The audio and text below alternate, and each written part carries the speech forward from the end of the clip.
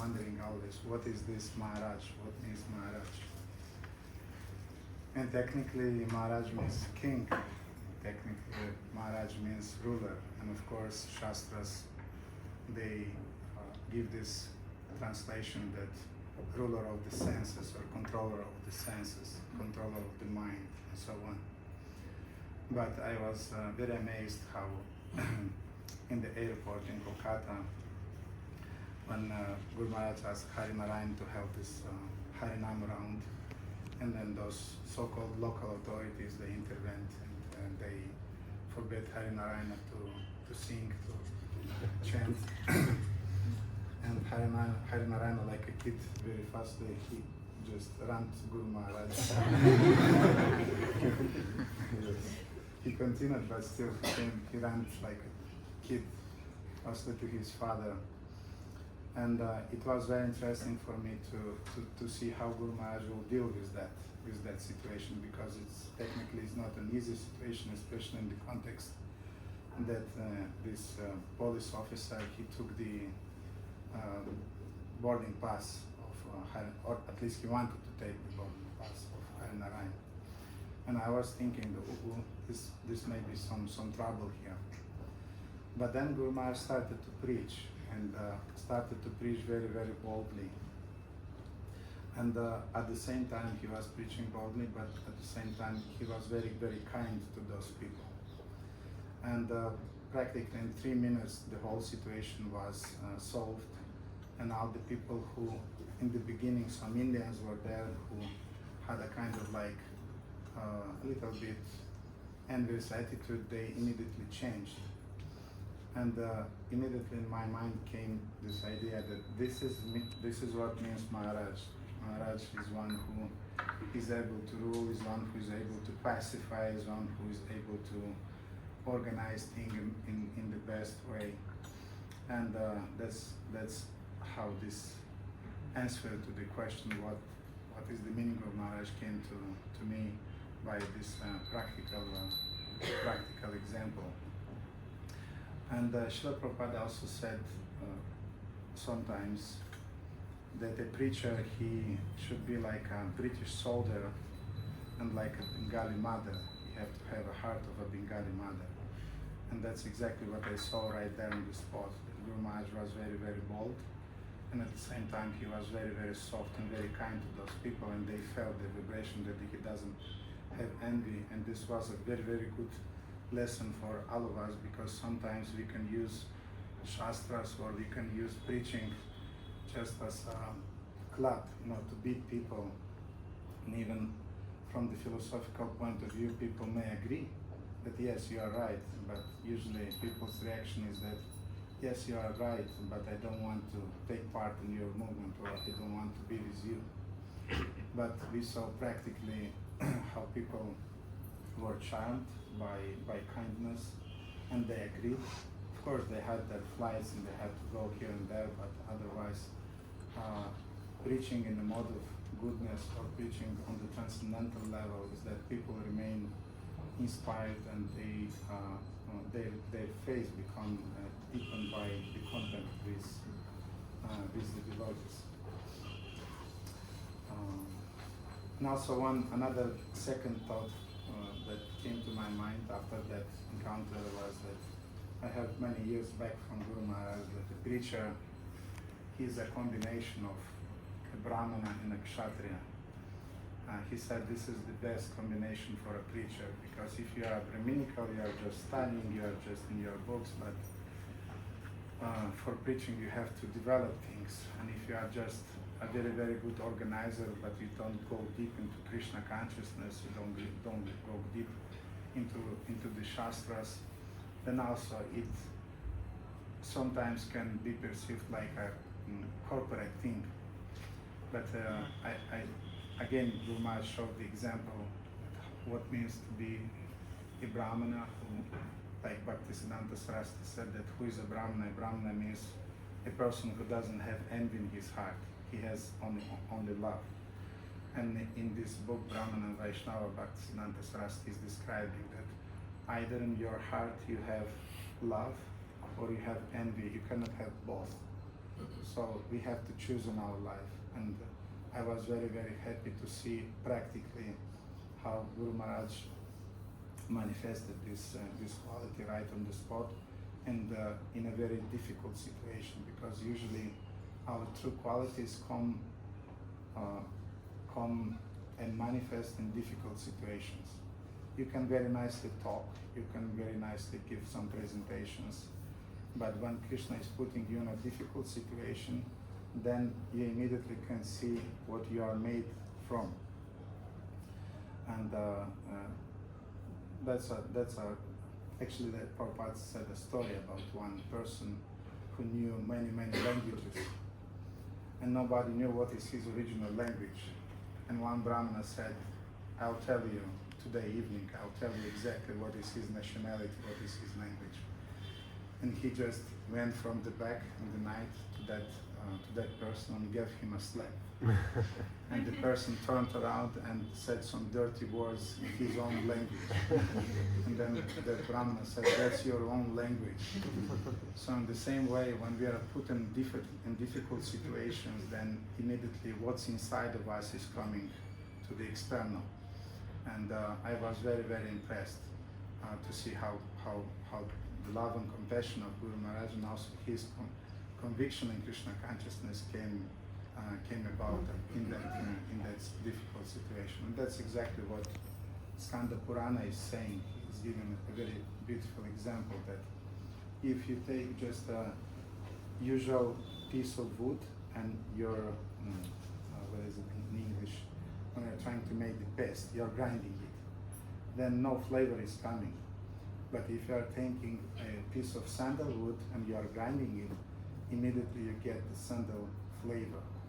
So in the same way, Skanda Purana is saying that when a devotee is put in a difficult situation and is grinded by those difficult circumstances, he immediately understands what is he made from. And Maharaj, I just want to thank you for demonstrating not only how to preach Krishna consciousness by words, how to preach Krishna consciousness by your books and by your beautiful presentation, but also by your achar or by your personal example. Srila Sivarama Maharaj, Srila Sivarama Swami Maharaj ki Jai. Srila Prabhupada ki Jai. Krishna Balaram ki Jai. We're on the plane, and I was sitting beside Prabhu Vishnu Maharaj. I call him Maharaj, although he likes to say he's a Bhagwan pastor. And when we were talking, he came from UK, he joined, and he came here to India in 1974 or something. So he had a lot of opportunity to associate with Srila Prabhupada. And Prabhupada very much. Prabhupada really liked dependable people. People who he could tell to do something, and then they would do it. Not necessarily passionate inspiration, does something and then moves on to something else. Just like we were talking about, Prabhupada had a very difficult time in getting GBCs in India. One of his devotees, he brought them from the West. One of the devotees came and he lasted like only 2 months. Another one came, lasted 2 weeks. One of them lasted 1 day. This was Prabhupada's leaders. I mean, that was what India was like in those days. So actually, Srila Prabhupada sort of was the GBC of India. But when he brought Gopal Krishna Maharaj, then he stayed. And although Prabhupada had a very interesting relationship with him, if you listen to Prabhupada's recordings, it's very consistent, it's always like that. Prabhupada was very, very strong in it. Gopal Krishna Maharaj was able to take that, digest that, and so he stayed. But Prabhupada was overall in charge to the extent that, for instance, here, construction of Krishna Balaram Mandir, Prabhupada would sign checks. In other words, you couldn't get money unless Prabhupada okayed it, and he signed the check, which means not when he was just here in India, but when he was anywhere in the world. So you wanted money, you had to wait until you send a check to Prabhupada, who knows where he was, in America. Prabhupada would sign it, if you liked the proposal, and he would send it back. He was really in control. Prabhupada was really hands-on. He said that my Guru Maharaj wanted me to preach in the West.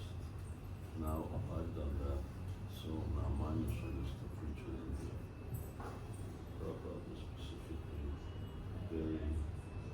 he wanted to see the Indian people take up their own culture. It was, oh, lucky you're here. He was, for him, he had mixed feelings. For people in general, Srila Prabhupada, like he sent Lokanath Maharaj to go village to village and just with bullock cart and preach.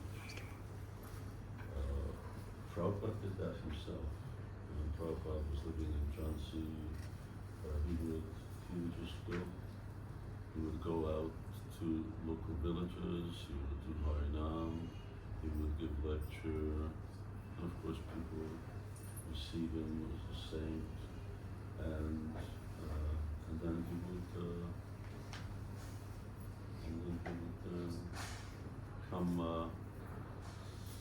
come back and do his preaching there. Because Prabhupada said that Indian people are naturally Krishna conscious. You just have to scratch the surface a little. On the other hand, Prabhupada was very upset with the official reception and the way that the leaders and politicians in India were dealing with his movement, his disciples, that they weren't giving him support. You know, they were blaming him for saying that he was being backed by the CIA, and the devotees were CIA members in disguise. CIA would have really been scratching the bottom if they were recruiting devotees for their secret services, and that the towers in Mumbai, that the deities above the deities, that they were actually radars that were eavesdropping. This was even discussed in Parliament. I mean, while Prabhupada, and every time he met some kind of politician, whether it was a local or national, he would just say, please give visas. I want 100 visas for 100 disciples. As there were, aside from Mayapur, there were no Indians, devotees. It was all Westerners. Westerners were doing everything. Hyderabad, Mumbai, Delhi, Calcutta, these were all devotees from the West. It was actually after Srila Prabhupada's time the Indian devotee started to join it. And Prabhupada would be very happy with that. But you can hear Prabhupada was so discouraged with the leaders, he said, I want to leave and never come back. Prabhupada came back because of Vrindavan. He wanted to leave his body in Vrindavan. But he was even thinking of not building a TOVP in India. He was thinking of building it outside. What can you do, Lord? Nityananda said it's here, so it has to be here. So back to Prabhupada Vishnu Maharaj, he was, yes, Srila Prabhupada had given specifically service area, and he wanted him to go to Bangladesh and Nepal. Nepal was a Hindu kingdom, actually, up until, 15 years ago. There was no parliament, there was no politician, there was the king, and all the towns and villages were run by a panchayat, and they would vote them in. Prabhupada saw that this is a real opportunity for spreading Krishna consciousness. Anyway, when 1977, Prabhupada Vishnu Maharaj came here, Prabhupada was here, and Prabhupada encouraged him, says, you go. Prabhupada was so supportive at that time that in order to be in Nepal, every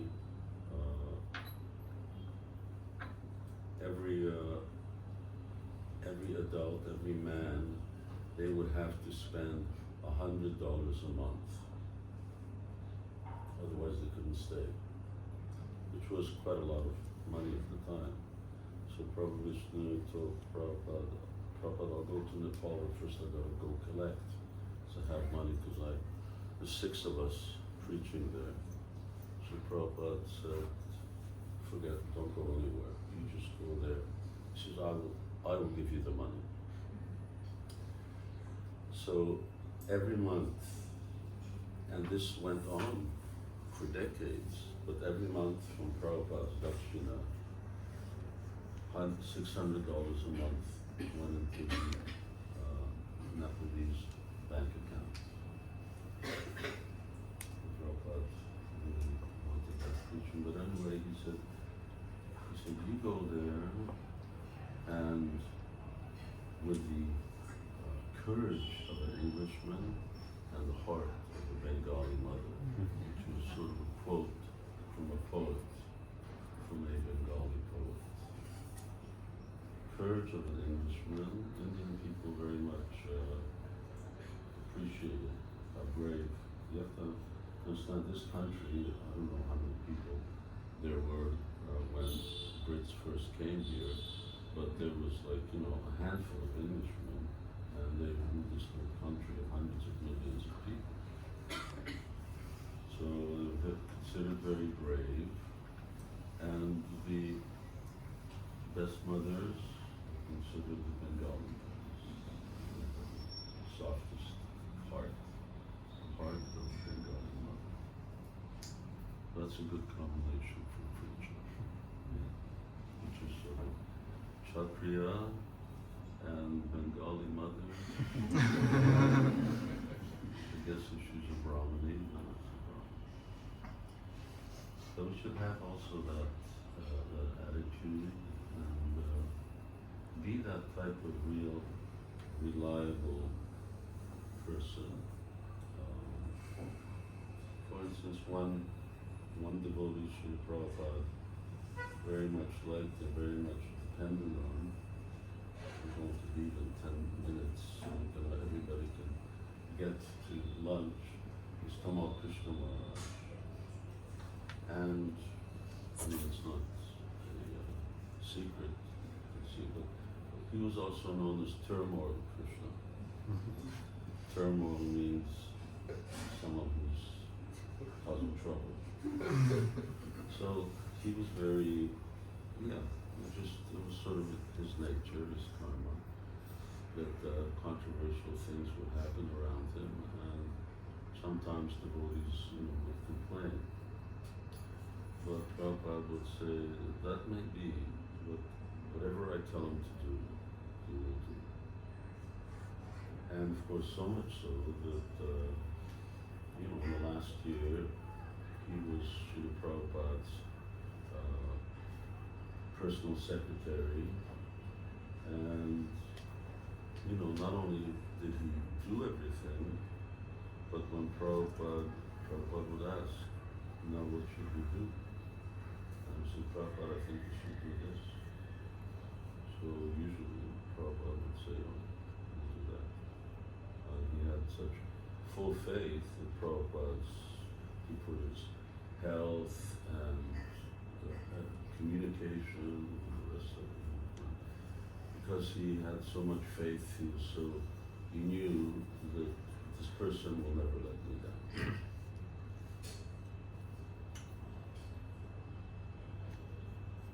Prabhu Chintinokuri. I don't know if you know that quote. When Haridas Thakur and Chaitanya Mahaprabhu were talking in Chaitanya Charitamrita, Lord Chaitanya says, how will all the Nirajas be delivered? How will all the people be delivered? And Haridas Thakur says, Prabhu Chintinokuri. He says, dear Lord, do not be in anxiety. Just by the chanting of the holy name, and what to speak of villages, even just other animate objects, trees and so on, they'll also be delivered. So this sort of to reassure, that one can reassure one's spiritual master, one can reassure the leaders of Krishna consciousness, one can reassure Srila Prabhupada. You can depend on me. Tell me something, and whatever the consequence, I'll do it. So, devotees may often say, well, what should I do?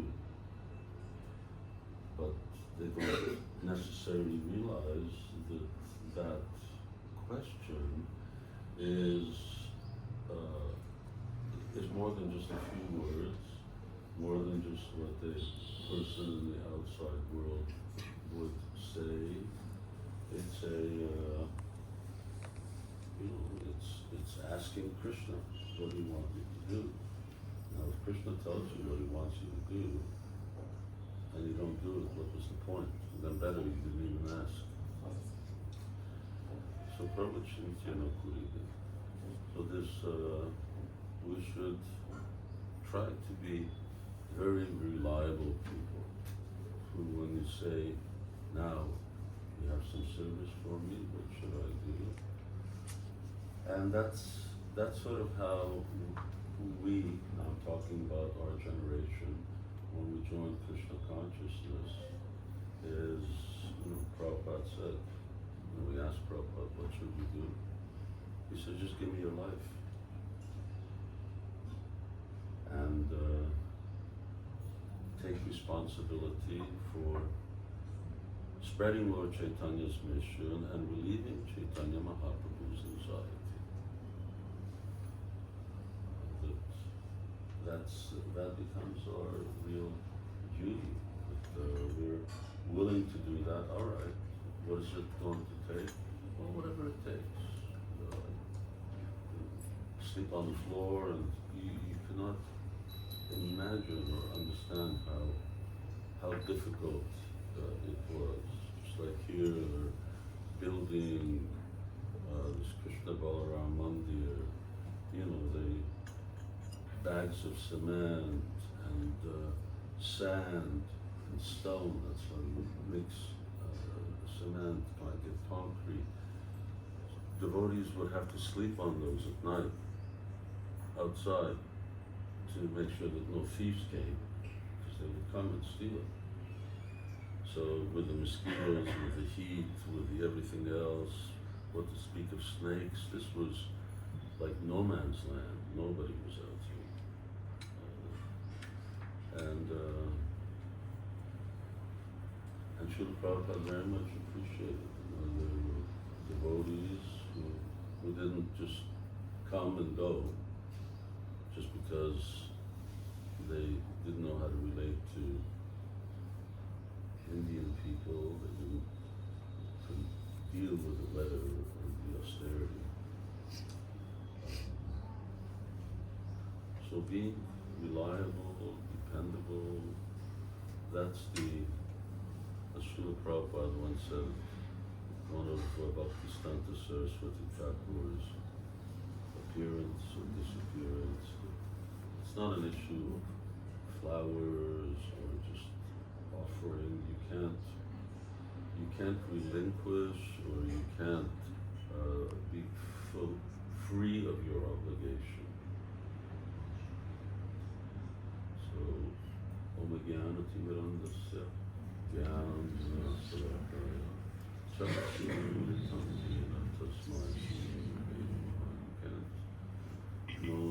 Come to Krishna consciousness. If you understand what Krishna consciousness is, you cannot repay it. So Prabhupada would say, you cannot repay it, but your duty is to try.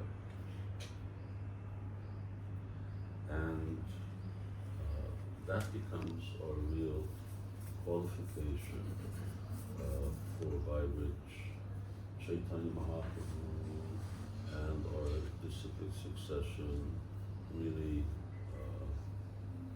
gives their blessings, that in the way that they sacrificed everything to give us Krishna consciousness, that we're willing to also sacrifice everything. There's nothing we haven't done, nothing you haven't been. You've been a Brahma. You may not remember, but you are the creator of the universe. It may not be this one, but everyone takes birth as Brahma. And you've done everything, you've seen everything, you've been everything. Now, what do you want to be in Kali Yuga? In our current situation. The one good thing we can be is instruments in the hands. Iha Bhagavat Vahara Gauram Giram Nija Sangha. To be a instrument in the hands of these great Mahabhagavatas and really make a difference. Do something of value. I have my home, I have my family, I have this, I have so everybody else does that. Animals do. So what's so special about us doing it? But this is something that really makes life valuable or value. Just like that Mataji sitting there, she's translating, editing Prabhupada's books in Romanian. You only get to do it once, at least right. Once it's done, it's done. And then no one else can get the credit after that. But the benefit and the credit for doing something like that is, well, we don't necessarily appreciate or understand that.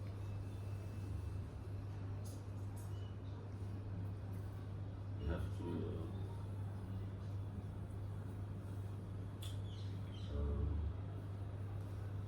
Gopinath, who was the deity of Govinda Das Thakur.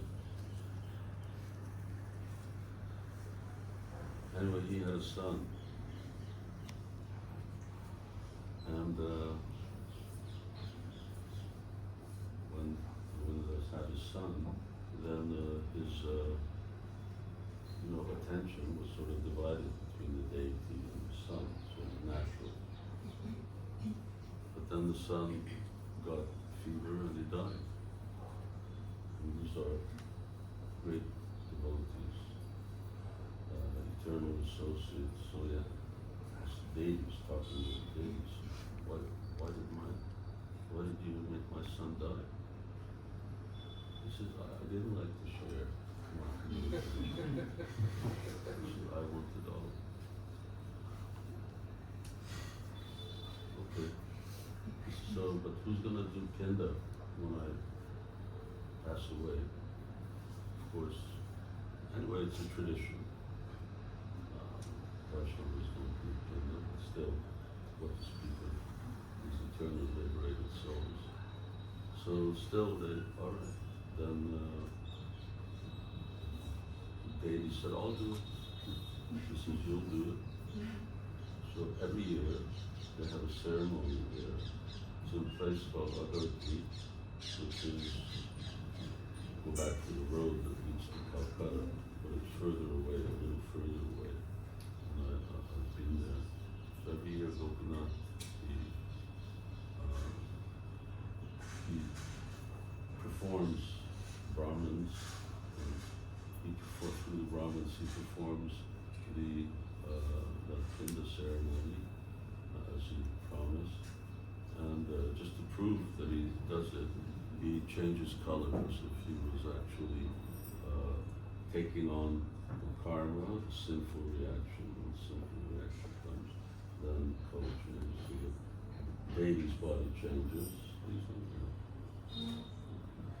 Baby's body changes. But anyway, are you ready to have the deity sort of move your children along? Because they don't like to share attention.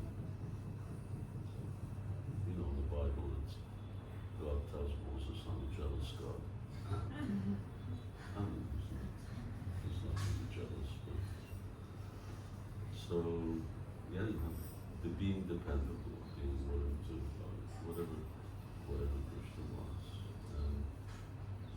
And Krishna doesn't want such extraordinary things. He wants us to chant Hare Krishna and then Yare Dikaptare Taha Krishna Upadesh, and you give Krishna Upadesh to everybody. You are even like a courage of an Englishman, part of a Bengali mother. Let's go. Let's take Prasad. Srila Prabhupada ki Jai. Shri Krishna Balaram ki Jai. Jai Nitai Gaur